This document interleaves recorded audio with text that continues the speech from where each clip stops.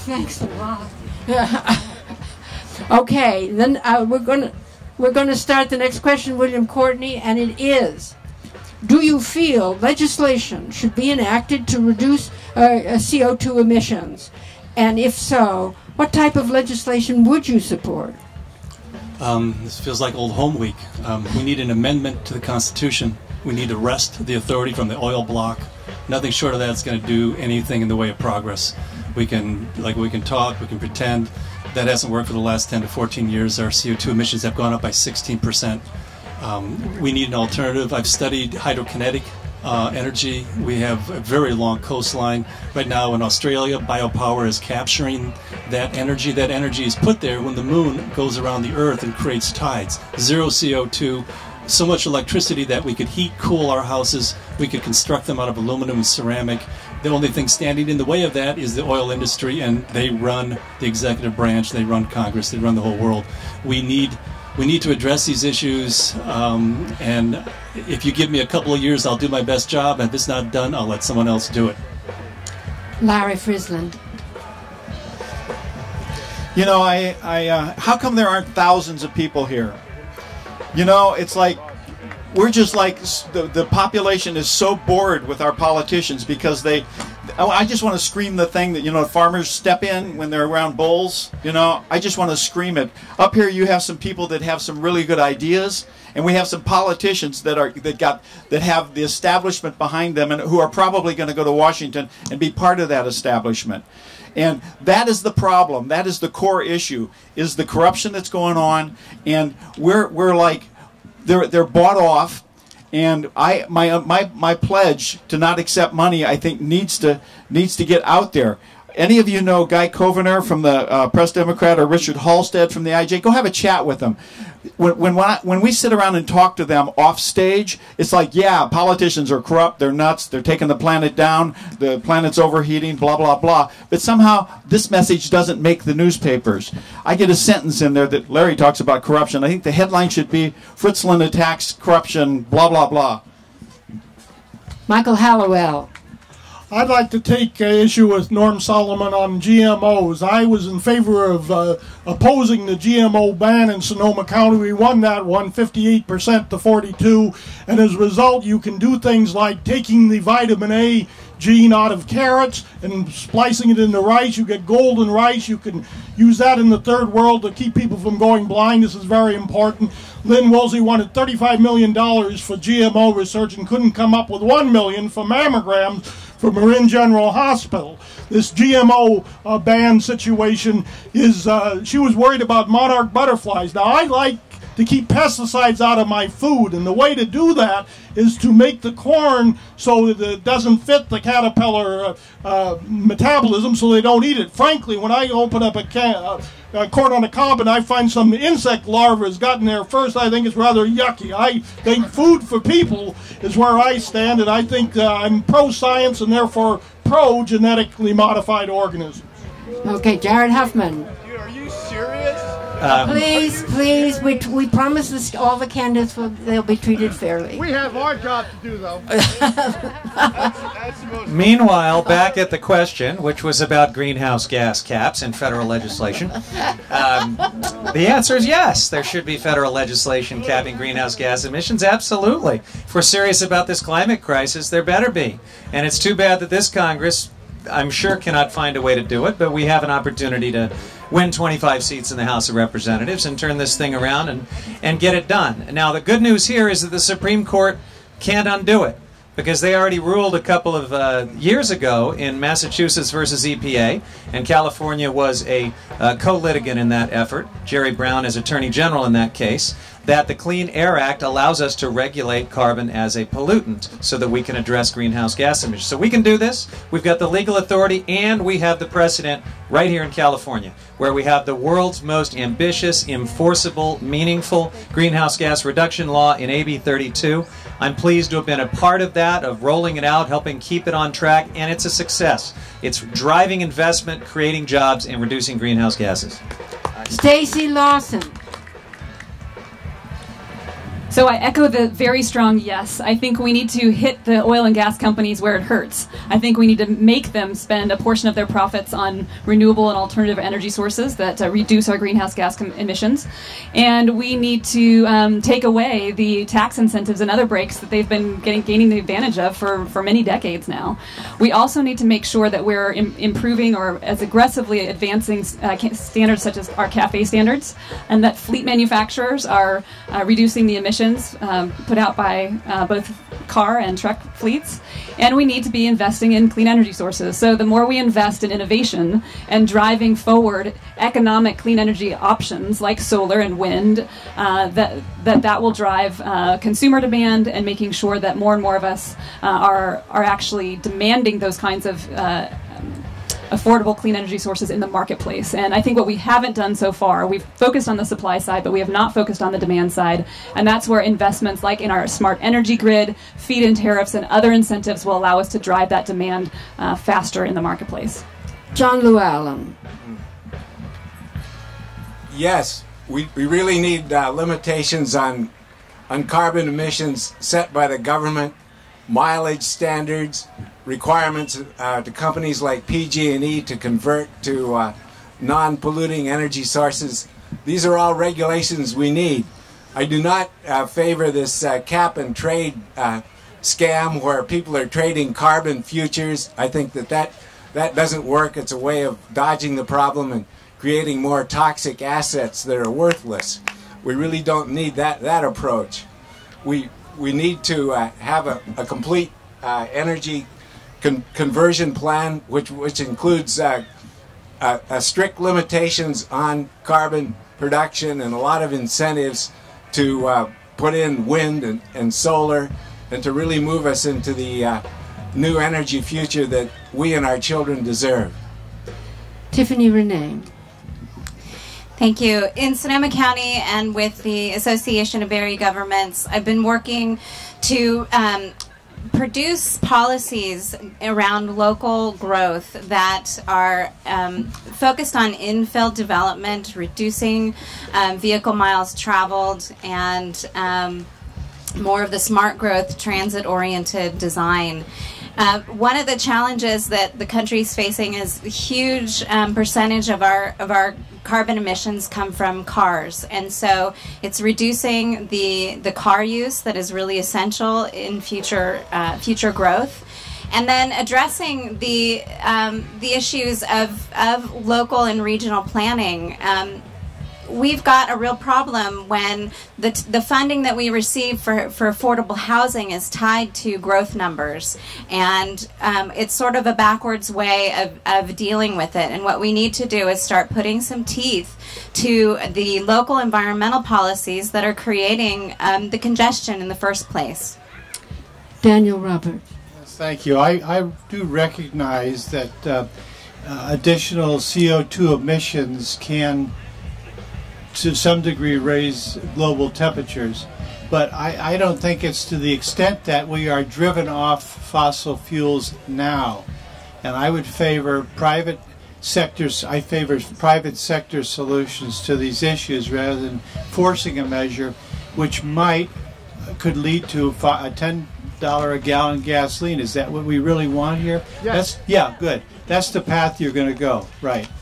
I don't think most people agree with you on that, but that's the way we're going. And plus, underlying the energy cost underlies most of our products, so it feeds through everything that we manufacture from distillates. So with that, I would say finally that I am independent enough. This is an important measure that I can reach across the aisle and form consensus. Thank you. Norman Solomon. I disagree with my Republican opponent here. I mean, good for you to reach across the aisle, but don't pull us in the right-wing direction that allows corporations to set energy policy, because we've seen where that leads.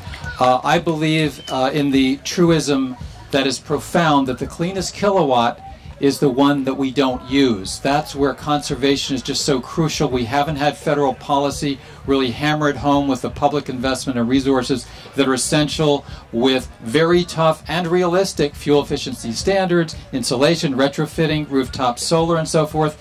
cap and dividend is a very intriguing and I think valuable approach. The Senators Cantwell-Collins bill, cap and dividend, where we have equitable distribution of tax revenues where carbon is taxed from the get-go. And let's get real, we've got to tax carbon. That's really essential, rather than cap and trade, which Wall Street, under the usual incarnations of those proposals, can game the system. If you like derivatives and credit default swaps, you'd love that kind of cap and trade. Susan Adams. So the answer is yes. We should not only be addressing our carbon emissions, but the other toxic emissions that are also causing us lung disease. And I want to just take a different tract here and say, but we have a global issue to deal with. We should start by signing up for the Kyoto Principles. We have not joined our other international communities in making a commitment to the climate change and greenhouse gas issues. And when we live on a little blue marble that's floating around the universe, and China is burning toxic dioxins and Fukushima is leaking nuclear, we're all affected by that. That air and those waters come to our shores. So we need to work better with our foreign neighbors. We also, this has implications for our trade policies and how we do imports and exports in this country. We have a gyre of plastic that's circulating in the Pacific Ocean that is causing some problems. And in Marin County, we've taken an approach locally to address those issues. It happens locally. Susan. Thank you. Andy Caffrey. I had the same professor Al Gore had, Roger Revelle, and he started measuring CO2 the year I was born, 1957. I'm 54. And CO2 then was 315 parts per million. That was only 35 parts per million over pre-industrial levels at 280. We're now 110 parts per million over pre-industrial. In fact, we've doubled the natural range. I've studied the history of ice ages, and we go through glacial and interglacial oscillations. 100,000 years we're in what we consider an ice age, and then 10,000 years like what we have right now, the interglacial. And the natural variability is from 170 parts per million to 280. That's 110 parts per million. We've now added another 110. This requires a national emergency. President Obama has to declare a national emergency, and we have to join an effort to educate everybody and make this conversion. If we don't do it in time, we're dead. The most important question you should be asking yourself is, how much do we have to reduce our fossil fuel emissions, and how much time do we have to do it? If you can't do that, then I would suggest to you that you're betraying your children and grandchildren the way the Vietnam generation was betrayed by their parents. They just let Nixon and LBJ send their boys off to die and to become killers, and the parents did no homework. They didn't read about Vietnam. They didn't go to peace rallies. Brooke Clark. Yes, but how do you get this accomplished?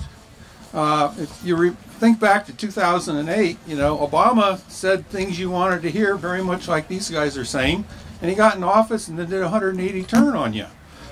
I got a webpage called End Two-Party Government, 2 being a digit. And I think this is an extremely important concept. The Republican National Committee and the Democratic National Committee are super-duper-duper PACs. So if someone says they're not going to take PAC money and then they're a Republican or a Democrat, they're already bought. Yeah, it's a disaster. It's that simple. And to fix this, we got to get some independent people in office. It doesn't take a majority of independent people. It just takes a handful. All we need to do is have enough to block silly bills and pass good ones. Right now you have party paralysis where they fight each other, nothing gets accomplished. So again, if someone's a Democrat or a Republican and you vote for them, you're insane, because insanity is doing something over and over again expecting a change. Okay, this is the last question. Given the current climate in Congress, what can realistically be achieved on environmental issues? And Larry, you start first. What can realistically be changed? Well, actually, nothing is going to be changed if we keep the same people back there that we have. 90% of us do not trust Washington. And I wrote a book called We Are the 99% and We're Running for Office, Washington's Worst Nightmare. The reality is that it's the establishment on both sides. I challenge Norman Solomon. He says on his website, no PAC money. The FEC shows he does. He says he won't accept corporate PAC money. That's like the Republicans saying they won't accept union PAC money. It's disingenuous. The reality is that he and Hoffman are establishment Democrats, and I would love to vote for them if they would just be honest and talk about the $28 billion that they, the Democrats, give to the oil industry and the other ways that they're part of the mess that we've been talking about that's in Washington. The reality is that the establishment Democrats and the Republicans are the same group of people, and that's why 90% of us don't trust them. Michael Hallowell. What can change Washington is electing a Peter Bear, Bill Falanti type conservationist Republican in the tradition of Theodore Roosevelt from a Democratic district, just like it was Democratic when these two other Republican predecessors I mentioned were able to win in this area. The environment is the important issue. I would have a mandate with a cross-party coalition when I come in there, and because of that I could work with people who are in districts more like mine so we can reach some common ground. What is essential is to try to have a little bit of marginal districts that come back and forth between the two parties, not have this election turn out to be another founding of a dynasty so we can have somebody in here for 20 years. I'm not going to be in there for 20 years. I'm going to be on the top of the target list should I win this time, and that's what we need is political accountability, and cross-party coalitions are a key to that. Jared Huffman. Well, let's be clear about the current Congress. You're not going to get a lot done for the environment in this Congress. That's just the reality. Right now it's going to be about playing defense. I know something about that because I was a senior attorney at NRDC, the Natural Resources Defense Council, during the Bush years, and it was all about defense. And as a state legislator, I've had to play some defense at times, but I've also had a chance to play offense at times and pass some affirmatively good environmental policy. There's going to be a window of opportunity as Congress shifts, as this administration hopefully is reelected, and we will have an opportunity to move into offense. But right now it's stopping things like the Republican House's attempt to eliminate the EPA, to eliminate the Clean Water Act, to pass terrible bills like H.R. 1837, which I've been fighting against for months, that would upend California water law and exempt Westlands and other Delta exporters from the Endangered Species Act. I have played defense and I have won. I have played offense and I have won. I'm ready to go to Congress, and whichever way is called for, I will be prepared, experienced, and effective for our environment. Stacey Lawson. With 9% approval ratings in Congress right now, I think we hear, not only on this panel, but up and down the district, how disenchanted people are with career politicians. That clearly those that are in Congress today aren't getting the job done, and our Sacramento and Washington elite are not solving the problems we need to save this planet. And so I think it's really, really important that we start to consider candidates who come from a cross-section of our society who've actually been working in the trenches, not only creating jobs and building enduring institutions, educating our youth, doing clean energy work, and allowing them a voice in what is now a very dysfunctional Congress. And so that's what I hope to do. That's the kind of candidate I hope to be, someone who has a very broad record of service and has been fighting for these issues around the environment and clean energy, around solar and wind and new battery technologies, home retrofitting and electric vehicle. And those are the projects that I've been working on for over a decade now. And those are the kinds of things that I want you to consider as you consider your next congressperson. Let's get a new generation of leaders in Congress and make sure we're solving these problems. John Llewellyn. If you send me, John Llewellyn, to Congress, it will be a fundamental revolution in American politics. I'm an independent. I'm operating on about a $10,000 budget for this campaign. I'm determined to achieve fundamental reform. I work with the Occupy movement. I work with the environmental movement.